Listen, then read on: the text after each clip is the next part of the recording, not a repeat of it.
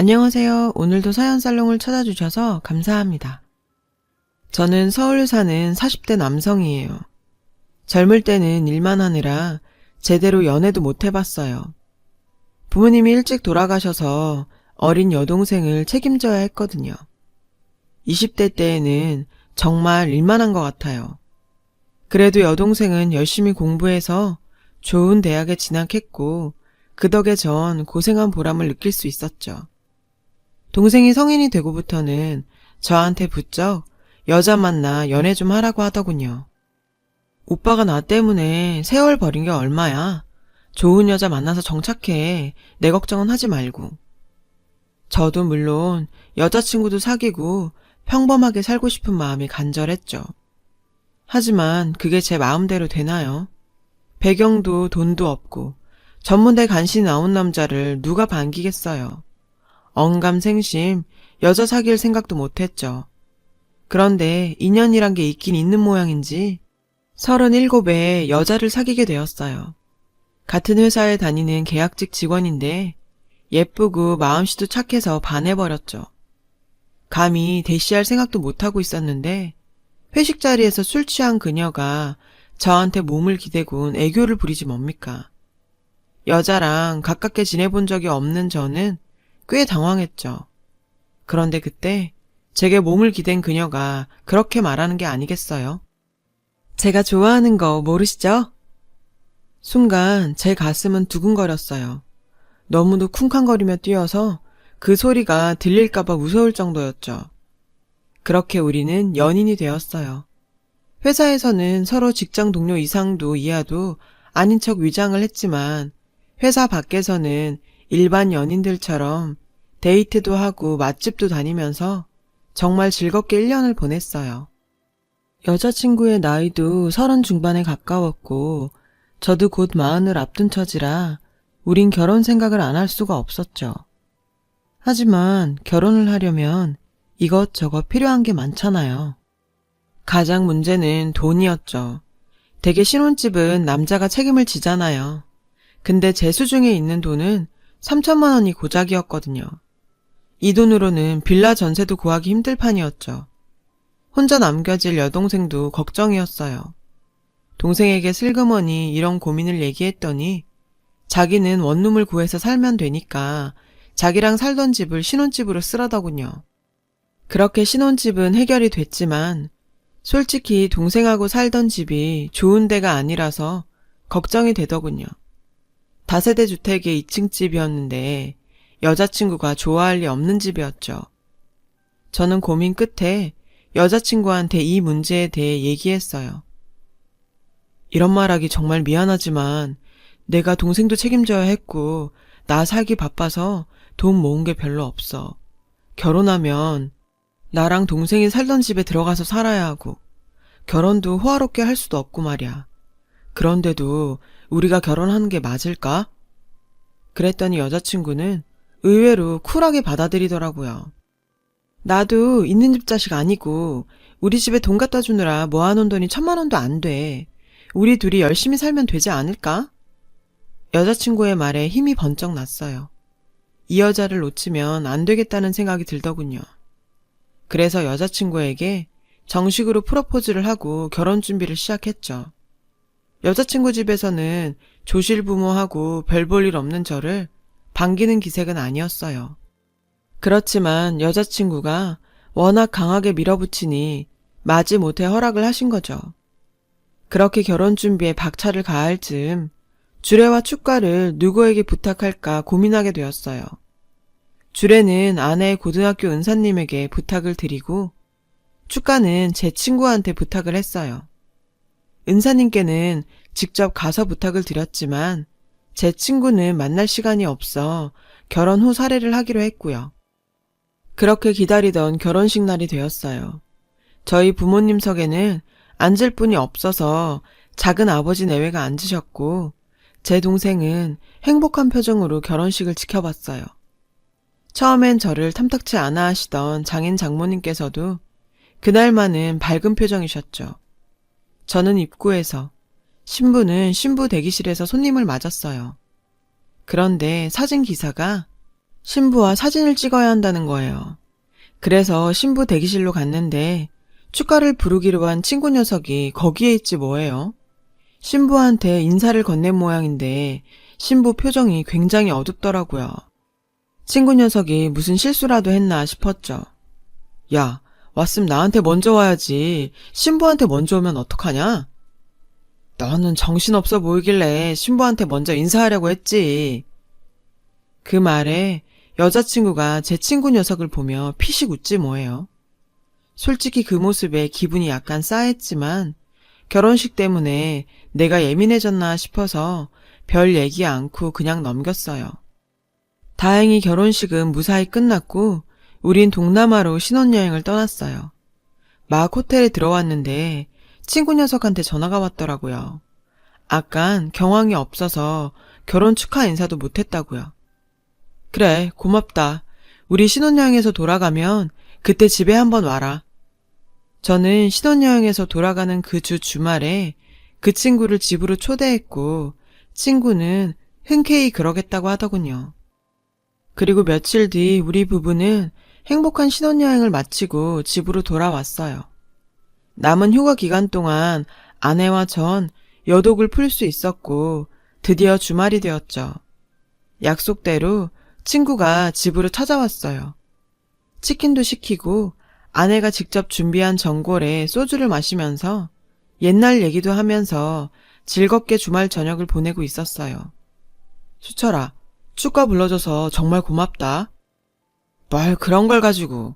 근데 진혁이 너 설마 아직도 그 중소기업 다니는 거냐? 그렇지 뭐. 왜? 친구 녀석은 한숨을 푹 쉬더니 저한테 훈계조로 말하더군요. 중소기업 다니는 남자한테 무슨 미래가 있냐. 재수씨가 착하니까 너랑 결혼해줬지만 사실 미래성이 없잖냐. 그러지 말고 너도 사업할래? 나 사실 음식점에서 돈 엄청 벌고 있어. 시작한 지는 얼마 안 됐는데 배달까지 해서 돈을 쓸어 모은다 모아. 친구 녀석의 이런 허세는 처음이라 솔직히 좀 놀랐어요. 돈을 많이 번다는 얘기도 처음 들었고 원래 다니던 직장을 때려치우고 사업을 시작했다는 것도 금시초문이었거든요. 게다가 녀석의 태도가 이전에 제가 알던 모습이 아니었죠. 허세가 가득 들어있는 말투가 무척 낯설더라고요. 그런가? 하긴 사업이 돈은 많이 벌겠지. 근데 그건 뭐 아무나 하겠냐? 나는 그냥 월급쟁이가 딱이야. 근데 넌 결혼은 언제 할 거냐? 사귀는 여자는 있어? 그 말에 친구 녀석이 피식 웃더군요. 돈이 있는데 여자가 문제겠냐? 돈 있으면 여잔 당연히 따르는 거지. 결혼이야 언제든 하면 되는 거고. 난 아직은 싱글 라이프 즐기려고. 그날 친구 녀석은 예전 같지 않게 자기 자랑만 늘어놓다 돌아갔어요. 친구가 가고 기분이 참 이상하더라고요. 제가 알던 그 친구는 그냥 저랑 비슷한 소시민이었거든요. 친구가 성공한 건 참 다행이지만 바람이 든 건 확실했죠. 그렇게 집들이도 끝나고 우리 부부는 본격적으로 신혼생활을 시작했어요. 그런데 결혼한 지 3개월 만에 아내가 회사를 그만두겠다고 하는 거예요. 저는 조금 당황했어요.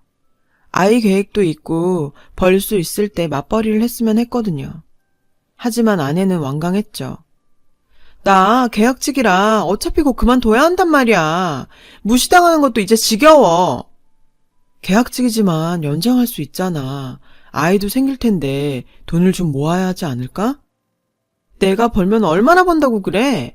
자기 월급으로도 아끼면 우리 식구 충분히 살 수 있잖아. 응? 아내는 애교를 부리며 말했어요. 그 모습은 귀여웠지만 회사를 관두는 건 좀 더 생각을 해보자고 했어요. 며칠 뒤 아내가 다시 퇴사 문제를 꺼냈어요. 이번엔 확실히 결정을 짓자면서요. 저는 그래도 회사를 좀 더 다니는 게 어떻겠냐고 조심스레 말했죠. 물론 가장으로서 아내에게 맞벌이를 강요하는 게 미안하긴 했지만 제 생각엔 서로 알고 결혼한 이상 열심히 사는 게 맞는 것 같았거든요. 하지만 아내 생각은 달랐죠. 결국 나보다는 돈이구나? 난 힘들어 죽겠는데. 당신이 수철씨처럼 사업해서 돈 많이 벌면 좋겠다. 당신 평생 월급쟁이 할 거랬지? 아내의 그 말에 순간 화가 났어요. 친구와 비교를 당하니 남자로서 자존심도 상하더라고요. 전 그날 아내랑 대판 싸우고 근처 편의점에서 맥주를 2캔이나 마셨어요. 아내는 이후 내내 뚱한 표정이었죠. 시간이 지나도 마음을 풀지 않더라고요. 결국 전 아내한테 퇴사하려면 하라고 했어요. 아내 말대로 제 월급으로도 살 수는 있으니 어떻게든 되겠지 하는 마음이었죠. 둘이 합심해서 아끼고 살면 될 거라고 생각했거든요. 아내는 신이 나서 당장 사직서를 제출하더군요. 그런데 생각지 못한 문제가 생긴 거예요. 아껴 쓰면 될 거라고 생각했던 것과 달리 가계부에 구멍이 나기 시작한 거죠. 아내의 씀씀이가 전혀 줄지 않았거든요. 오히려 더 커진 것 같았어요. 백화점에 드나들며 이름 있는 브랜드 옷과 화장품 등을 사들였거든요. 솔직히 좀 어이가 없었어요. 어느 날이었죠. 커다란 명품 쇼핑백이 있길래 뭐냐고 물었더니 태연하게 아, 할부로 샀어. 괜찮지? 괜찮을 리가 있나요? 저는 당장 환불해 오라고 버럭 소리를 질렀어요. 그런데 아내는 요지부동이더군요. 화가 난 저는 이렇게 말했어요. 너 정말 이런 여잔 줄 몰랐어. 물론 내가 다른 남자들에 비해 벌이가 시원치 않을 수 있어. 그치만 너도 알고 결혼한 이상 같이 좀 맞춰가야 하는 거 아니야? 어떻게 너 좋은 대로만 하려고 해? 그렇게 소리를 지르자 아내도 지지 않고 말하더군요. 나도 당신 이런 줄 몰랐어. 나 결혼 전에는 엄마 아빠한테 주는 돈 빼고는 다 내 용돈으로 썼단 말이야. 결혼했다고 어떻게 이 정도도 안 쓰고 살아? 끝이 보이지 않는 싸움이었어요. 다시 생각해보니 제가 아내에 대해 너무 몰랐던 것 같기도 했죠. 심란했어요. 앞으로 살아갈 길도 막막했고요. 며칠 후 오랜만에 유부남인 친구로부터 만나자는 연락이 왔어요. 축가를 불러준 수철이와도 안면이 있는 친구여서 제가 수철이도 부르려고 문자를 했죠. 성호랑 만나서 술 한잔 할 건데 너도 올래? 나 그날 일이 있어서 안 되겠는데 너희들끼리 놀아라. 그런가 보다 하고 친구를 만났어요. 친구를 만나 술 한잔 하면서 허심탄회하게 고민 얘기도 했고요.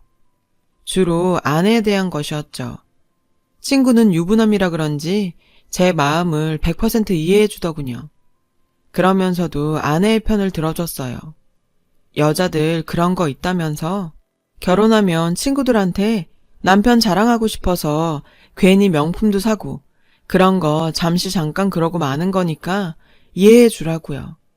친구 말을 듣고 보니 제가 아내에게 너무 심했나 싶기도 하더군요. 새벽까지 술을 먹고 집으로 돌아오는 길에 저는 아내에게 먼저 화해하자고 손을 내밀어야겠다 생각했어요. 그렇게 집에 도착해 계단을 올라갔어요. 계단 소리에 아내가 깰까봐 조심히요. 사실 아내한테 화가 났던 터라 밤새 술 먹다 회사로 바로 갈 거라고 말해놓은 상태였죠. 근데 생각해보니 아내한테 너무 모질게 대한 것 같더라고요. 그런 생각을 하며 조용히 문을 열고 들어갔는데 현관에 낯선 남자의 신발이 있지 뭡니까? 도대체 누구 신발인지는 알 수 없었지만 분명한 건 남자 신발이었고 이 집에 젊은 남자가 있다는 건 한 가지밖에 없었어요. 전 숨을 참고 발소리를 죽여 안방 쪽으로 걸어갔어요. 문을 열고 말 것도 없이 문은 살짝 열려져 있었습니다. 그 사이로 낯선 남자의 나체와 그 밑에 누워있는 제 아내를 볼 수 있었죠. 너무 놀라 소리를 지를 뻔했지만 꾹 참고 핸드폰 카메라를 켜서 사진을 찍었습니다. 셔터 소리가 났지만 그들의 신음소리가 너무도 커서 그 소리가 묻힐 정도였죠. 제 눈에선 피눈물이 흐르는 듯 했어요. 근데 진혁이는 우리가 사귀는 거 정말 몰라? 그 순간 귀가 번쩍 뜨였죠. 그 남자는 바로 제 축가를 불러준 친구였던 거예요. 몰라. 눈치 진짜 없거든. 오빠랑 나랑 사귀었던 건 생각도 못하지 당연히. 저는 가만히 둘의 대화를 듣고 있었어요. 둘은 신이 나서 깔깔거리면서 절 비웃고 있더군요. 나 그날 결혼식장에서 너 몇 년 만에 보고 얼마나 놀란 줄 알아? 네가 진혁이랑 결혼한다니 진짜 황당하더라. 잘 나가던 너도 별 수 없구나 했지. 나 별 볼 일 없다고 찰 땐 언제고. 그래서 이렇게 다시 만나는 거잖아. 이제 오빠 별 볼 일 있어졌으니까. 아, 짜증나. 하필 결혼식에서 볼 게 뭐야? 먼저 봤으면 오빠랑 결혼하는 건데. 전 더는 참을 수 없어서 문을 박차고 들어갔어요. 두 사람은 깜짝 놀라 나체를 이불로 가리기 급급하더군요. 저는 친구라고 부르기도 싫은 허둥지둥하는 그 녀석을 몇 대 패서 쫓아내고 아내 앞에 섰어요. 아내는 간신히 잠옷을 걸치고는 눈물을 뚝뚝 흘리며 제 앞에 섰죠. 솔직히 더 들을 것도 없었지만 그래도 그동안의 일들을 말해보라고 했어요. 아내와 친구는 몇 년 전 잠깐 사귀던 사이였다고 하더군요. 제 아내 얼굴도 못 보고 결혼식 축가를 부르러 와서야 아내를 보게 된 거죠. 이후 친구는 신혼여행지까지 전화해서 아내를 놀라게 했고 제가 집에 초대를 하는 바람에 잠시 옛감정으로 흔들렸다는 게 아내의 변명이었어요. 그런데 얘기를 듣는 내내 전 아내에게서 묘하게 싸늘한 느낌을 받았어요. 얘기를 하면서도 저에게 미안한 마음은 별로 없어 보였거든요. 그럼 앞으로 어떻게 할 건데? 제가 이렇게 묻자 아내가 대답하더군요. 나 수철 오빠랑 다시 시작하고 싶어. 당신이랑 사는 거 힘들기도 하고. 사실 그 말은 제가 돈이 없어서 힘들다는 걸로 들렸습니다. 더 길게 가다간 저만 초라해질 것 같았어요. 그래서 전 피눈물 흘리는 심정으로 아내와 헤어지기로 했어요. 아내를 사랑하는 마음은 남아 있었지만 다른 사람을 마음에 두고 있는 아내를 붙잡을 수는 없었거든요. 그렇게 아내와 이혼하고 거의 1년 넘게 폐인처럼 지냈어요. 그런 제게 기운을 준 건 제 여동생이었죠. 대학을 졸업한 동생은 의전원 진학에 성공했다는 기쁜 소식을 전했어요. 여동생은 제게 와서 이렇게 말하더군요. 오빠, 그 여자는 이제 잊어버려. 내가 의사 돼서 오빠 호강시켜줄게. 이런 동생을 봐서라도 좌절해 있을 수는 없었어요. 죽을 힘을 다해 우울증을 떨치고 일어나 예전처럼 밝게 생활을 했어요. 다만 여자는 만나지 않았죠. 한 번 데인 상처가 너무 컸기 때문이었어요. 그렇게 세월이 흘렀습니다. 저는 저대로 열심히 일했고 동생은 의전원에 다니면서 공부해서 의사가 되었어요. 근데 의사 벌이가 다르긴 하더라고요. 페이닥터로 취직을 했는데 돈을 정말 많이 벌더라고요. 동생 덕분에 해외여행도 다니고 선물도 많이 받았어요. 키워준 은혜에 보답한다며 제가 여자를 데려오면 차랑 집을 해주겠다나요. 암튼 말이라도 고마웠죠. 그렇게 전 아내를 잊고 지낼 수 있었어요. 그러던 어느 날 동생과 백화점 쇼핑을 하고 나와 근처 음식점에 갔는데 익숙한 실루엣이 보이지 뭐예요. 서빙을 하는 종업원이 바로 전 아내였던 거죠. 깜짝 놀라 아내를 툭 쳤고 아내도 절 보자 깜짝 놀라더군요. 아내의 시선은 제 동생에게 향했어요. 마침 명품 가방이며 옷을 잔뜩 샀던지라 아내는 그걸 보고 깜짝 놀란 듯 했죠.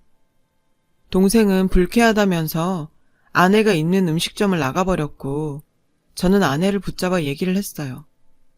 여기서 일하는 거야? 아내는 전과 다르게 굉장히 초췌해 보였어요. 이내 눈을 반짝이며 동생에 대해 묻더군요. 좋은데 시집이라도 갔느냐며 호기심을 보였죠. 전 의전원에 가서 의사가 되었다고 말했어요. 순간 아내의 눈이 심하게 흔들리더군요. 평범한 줄 알았던 제 동생이 그렇게 출세했다니 놀란 기색이 역력했죠. 수철이랑 다시 만나는 거 아니었어? 건너 들어 그런 줄 알고 있었는데. 제가 이렇게 말하니 아내가 주저앉아 대성통곡하더군요. 엉엉 우는 아내의 모습에 주변 사람들이 쳐다보길래 창피하기도 하고 해서 근처 카페로 데리고 갔어요.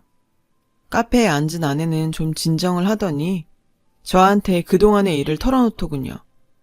김수철 그 자식 나한테 완전 사기친 거야. 아내는 훌쩍이면서도 도끼를 품고는 친구에 대해 잔뜩 욕을 하더군요. 음식점에서 성공했다길래 당신 버리고 결혼했더니 성공은 무슨 완전 사기였어. 음식점은커녕 백수더라고. 끌고 다니던 좋은 차도 다 빚이었고 결혼 3달 만에 이혼했더니 부모님이 나 안 본 데서 쫓겨나서 여기서 일하는 거야. 자기야, 나 완전 사기당했어. 기가 막혔어요.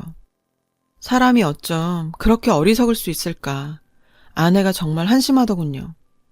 그래도 하고 있는 꼴이 꼬질꼬질하고 사는 게 힘들어 보이길래 10만 원 쥐어주고 카페에서 나왔습니다. 그랬더니 따라 나와 울면서 매달리더군요. 여보 미안해. 우리 다시 시작하면 안 될까? 그 순간 제가 어떻게 이렇게 뻔뻔한 여자랑 살았나 싶더군요. 그렇게 나 버리고 가놓고 이제 와 다시 살자고? 내 동생 출세하니까 이제 와서 다시 살고 싶니? 너 그렇게 살지 마라. 이제라도 진실되게 네 힘으로 돈 벌어서 성실하게 살라고. 그렇게 퍼붓곤 아내를 뿌리치고 그 자리에서 빠져나왔어요. 전 아내는 뒤에서 오열하더군요. 한동안 안타까운 마음이 들긴 했지만 다시 시작할 생각은 전혀 없었어요. 동생은 학을 떼고 난리를 쳤고요. 저는 요새 평범하게 회사 다니면서 생활하고 있어요. 마음이 다쳐서 다시 연애를 할 수 있을까 했는데 다행히 여자친구도 생겼고요. 동생은 여전히 저한테 잘하고 뭐라도 더 해주려고 난리예요. 짧은 기간 동안 비록 여러 가지 아픈 일은 겪었지만 이 정도면 행복한 인생이 아닐까 싶네요. 살아왔었던 것처럼 그냥 무던히 제 할 일 잘 하면서 평범하게 행복하게 살고 싶습니다. 제 긴 사연 들어주셔서 고맙습니다. 건강하세요. 여러분, 사연 댓글에 응원과 현명한 조언 부탁드려요. 좋아요와 구독은 저에게 큰 힘이 됩니다. 오늘도 좋은 일 가득하세요.